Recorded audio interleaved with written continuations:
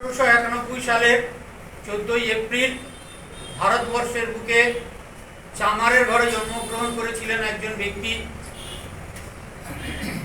ঘৃণিত অবহেলিত দলিত সমাজের সন্তান হিসাবে যে লড়াইয়ের মধ্য দিয়ে বড় হয়েছেন বাবা সাহেব আম্বেদকর, তা শুনলে আজকেকার দিনের মানুষ শিউরে উঠে। আমরা অনেকেই জানি না যে চামার সম্প্রদায়কে কতটা ঘৃণার চোখে দেখা হতো, অস্পৃশ্যতা কোথায় ছিল। যে ছেলেটা পড়াশোনাটা করার জন্য বিদ্যালয়ে আসতো, তাকে ক্লাসরুমের মধ্যে ঢুকে বসতে দেওয়া হতো না। একজন মাস্টারমশাই এখানে বসে পড়াচ্ছেন, আর বাবা সাহেব আম্বেদকর ওই জানালার বাইরে দাঁড়িয়ে দাঁড়িয়ে সেই পড়া শুনছে। জল পিপাসা পেয়েছে, একটু জল খাবে, তার উপর থেকে জল তুলে ফেলে এইভাবে জল দেওয়া হচ্ছে, তাকে এরকম করে খেতে হচ্ছে। এই সমাজের মধ্য দিয়ে বড় হয়েছেন একজন মানুষ। আজকের পৃথিবীর যত শিক্ষিত মানুষ আছে, যদি তাদের মধ্যে সর্বশ্রেষ্ঠ গুণীজন মানুষদের ধরা হয়, ভারতবর্ষের মধ্যে যে দুজনের ঠাঁই আছে, দুজন সেই 100 জন তালিকায় স্থান করে নিয়েছেন। তার মধ্যে অন্যতম প্রধান হলেন বাবা সাহেব আম্বেদকর। এই বাবা সাহেব আম্বেদকরের জীবন নিয়ে আলোচনা করার মতো ক্ষমতা আমার নেই, সেই গভীরতা আমার নেই। আমি খুব সামান্য একজন মানুষ, অনেক বড় বয়সে একটা ওবিসি সার্টিফিকেট পাওয়ার লোভে জাতি সংগঠন করার কথা প্রথম ভাবি, এবং সেই ভাবনা চিন্তা থেকে বাবা সাহেব আম্বেদকরকে নিয়ে যেটুকু পড়াশোনা করেছি, তাতে দেখেছি যে বাবা সাহেব আম্বেদকর এমন একটা চরিত্র, এমন একটা মানুষ, যিনি ভারতবর্ষের সমস্ত মানুষের জন্য ভাবনা চিন্তা করেছেন। শুধু মুচির জন্য নয়, শুধু মেথরের জন্য নয়, শুধু এসসির জন্য নয়, শুধু এসটির জন্য নয়, শুধু ব্রাহ্মণের জন্য নয়, তিনি ভারতবর্ষের সমস্ত জনগোষ্ঠীর প্রত্যেকটা মানুষকে সমান অধিকার দেওয়ার জন্য স্বপ্ন দেখেছিলেন, সমতার সমাজ করতে চেয়েছিলেন। এবং সেই সমতার সমাজ করতে গিয়ে তিনি ভারতবর্ষের মোট জাতিগোষ্ঠীগুলোকে 6743টা জনগোষ্ঠীকে চিহ্নিত করেছিলেন। সেই 6743টা জনগোষ্ঠীকে 4টে ভাগে ভাগ করেছিলেন, এবং তাদের মধ্য থেকে আজকের এসসি, এসটি, ওবিসি এবং জেনারেল, এই 4টে বা অসংরক্ষিত, এই 4টে ভাগে ভাগ করা হয়েছে। এবং প্রতি 10 বছর অন্তর এইগুলোকে ক্লাসিফিকেশন করে পুনর্মূল্যায়ন করে তাদেরকে আবার সেই রকম ভাবে সুযোগ দেওয়ার কথা।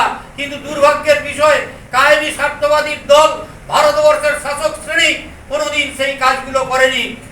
যে সংরক্ষণ দিয়েছিলেন তিনি মাত্র 10 বছরের জন্য রাজনৈতিক সংরক্ষণ।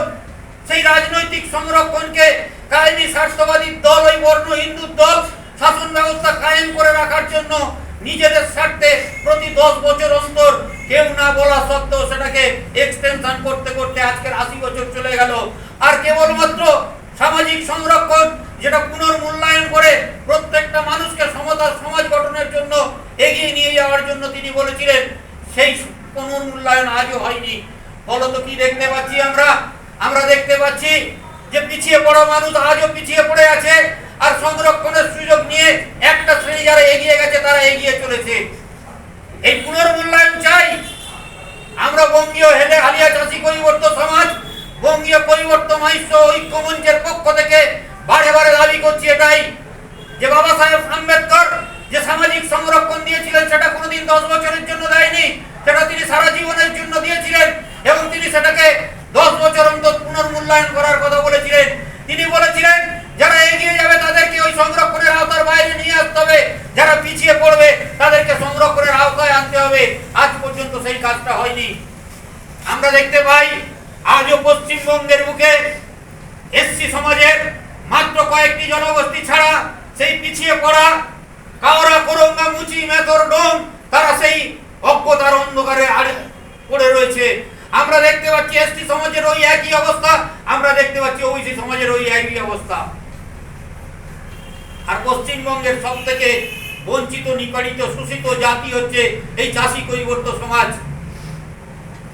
এই চাষী কৈবর্ত সমাজের যে ইতিহাস, সেই ইতিহাসকে ভুলিয়ে দেওয়া হয়েছে। আমাদের এই তরুণ প্রজন্মের রামানন্দ যে কথাগুলো বলছিল যে আমাদের জনপ্রতিনিধিত্ব দরকার। হ্যাঁ, আগে রাজতন্ত্র ছিল, যে রাজার রাজত্বে রাজার দায়িত্ব ছিল সমাজের প্রত্যেকটা মানুষের উন্নয়নের জন্য কাজ করার। আজকের সেই জায়গা থেকে গণতন্ত্র হয়েছে, গণতন্ত্রের পীঠস্থান যে আইনসভা, সেই আইনসভায় আইন প্রণয়ন হয় কাদের জন্য?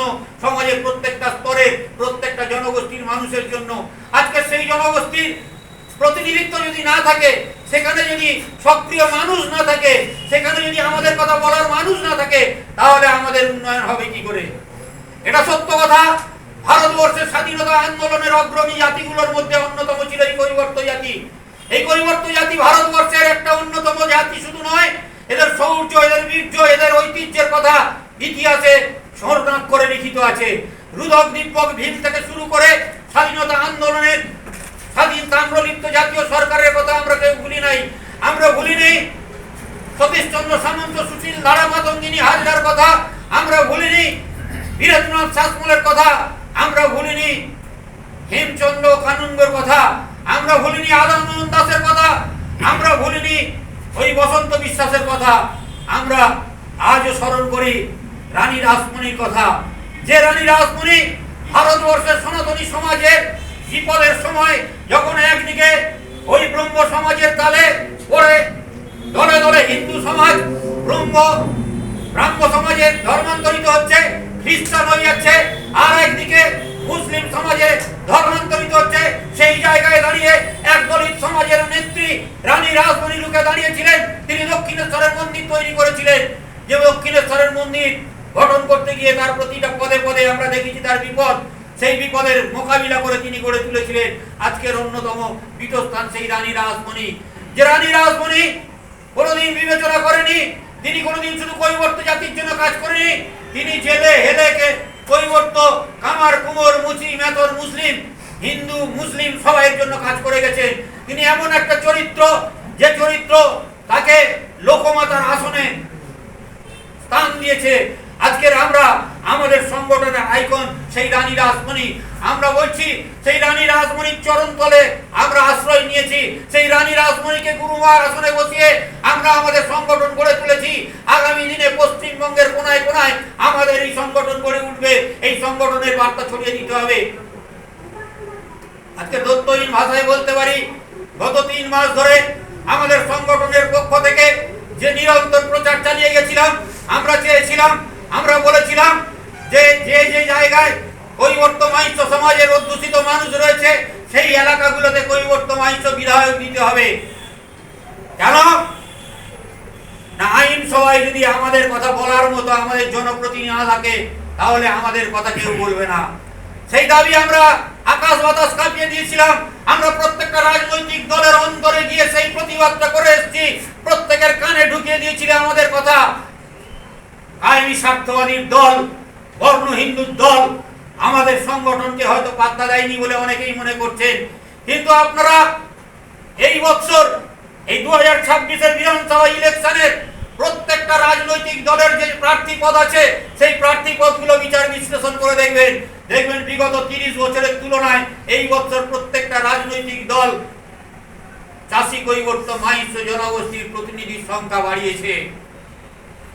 তারা ভয় পেয়েছে, তারা বুঝতে পারছে এই জনগোষ্ঠীটা যদি ঘুরে দাঁড়ায় তাহলে বিপদ আছে। তাই বলতে চাই বন্ধু, মাত্র মুষ্টি নিয়ে আমরা কজন মিলে এই জায়গাটা তুলে ধরেছি। আজকে যদি হাজারে হাজারে লক্ষ লক্ষ মানুষ আমরা পথে নামি, তাহলে এই রাজ্যটা আমাদের, এই রাজ্যের শাসনকর্তা আমরা, এই রাজ্যের মুখ্যমন্ত্রিত্ব করার দায়িত্ব আমাদের, এই রাজ্যের সুশাসন দেওয়ার দায়িত্ব আমাদের। আর আমরা যেদিন সামনে এগিয়ে আসবো, সেদিন জানবেন আমাদের পিছনে লাইন নিয়ে দাঁড়িয়ে যাবে কামার, কুমোর, মুচি, মেথর, কাওড়া, করঙ্গা, গোয়ালা থেকে শুরু করে সমস্ত পিছিয়ে পড়া জাতিগুলো। কারণ তারা জানে এই কৈবর্ত মাইশ্যদের ইতিহাস, কারণ তারা জানে আলা মোহন দাস যিনি সমস্ত জনগোষ্ঠীর মানুষের চাকরি দিয়েছিলেন, তারা জানে ওই তাম্রলিপ্ত জাতীয় সরকার চালিয়েছিল সমস্ত সমাজের মানুষকে নিয়ে, তারা জানে ওই রানী রাসমণি ছিলেন যিনি সমস্ত সমাজের প্রতিনিধিত্ব করেছিলেন। তাই আসুন বন্ধু, আমরা একত্রিত হই। আগামী বিধানসভা নির্বাচন শুধু নয়, আগামী লোকসভা নির্বাচনে পশ্চিমবঙ্গে 14টা কৈবর্ত মাহিষ্য অধ্যুষিত যে লোকসভা কেন্দ্র আছে সেই এলাকাগুলোতে আমরা আমাদের সাংসদ দিতে বাধ্য করব। আপনারা ভাবতে পারবেন না 3.5 কোটি মানুষকে 1980 সালের পর থেকে কোনো রাজনৈতিক দল একটাও সাংসদ দেয়নি। আমরা এর প্রতিবাদ করতে চাই, আমরা সমস্ত জায়গায় সংগঠন গড়ে তুলতে চাই এবং সেই সমস্ত কৈবর্ত মাহিষ্য জনপ্রতিনিধিকে আমরা বার্তা দিতে চাইছি যারা দীর্ঘদিন ধরে বিধানসভায় গেছেন অথচ কৈবর্ত মাহিষ্যদের সমস্যার কথা তুলে ধরেননি, যারা নিজেদের কথা বলতে অস্বীকার করেছেন, সাবধান হয়ে যান। আমরা কিন্তু আপনাদেরও ছাড়ব না। আগামী দিনে আমরা ওই ঠাকুর বাড়ির মতো এমন ভাবে সংগঠন তৈরি করব, আমাদের এই সংগঠনের পক্ষ থেকে ঠিক করে দেওয়া হবে কে কোন বিধানসভার বিধায়ক হবেন। আমরা বলতে চাই, মতুয়া অধ্যুষিত এলাকায় যদি মতুয়া বিধায়ক হয়ে থাকে, রাজবংশী অধ্যুষিত এলাকায় যদি রাজবংশী বিধায়ক হয়ে থাকে, কুর্মী মাহাতো অধ্যুষিত এলাকায় যদি কুর্মী মাহাতো বিধায়ক হয়ে থাকে, মুসলিম অধ্যুষিত এলাকায় যদি মুসলিমরা বিধায়ক হয়ে থাকে, তাহলে কৈবর্ত মাহিষ্য অধ্যুষিত এলাকায় কৈবর্ত মাহিষ্য বিধায়ক চাই, বিধায়ক হতে হবে। এই কথাটা আমরা সবাইকে অত্যন্ত জোর গলায় বুঝিয়ে দিতে চাই।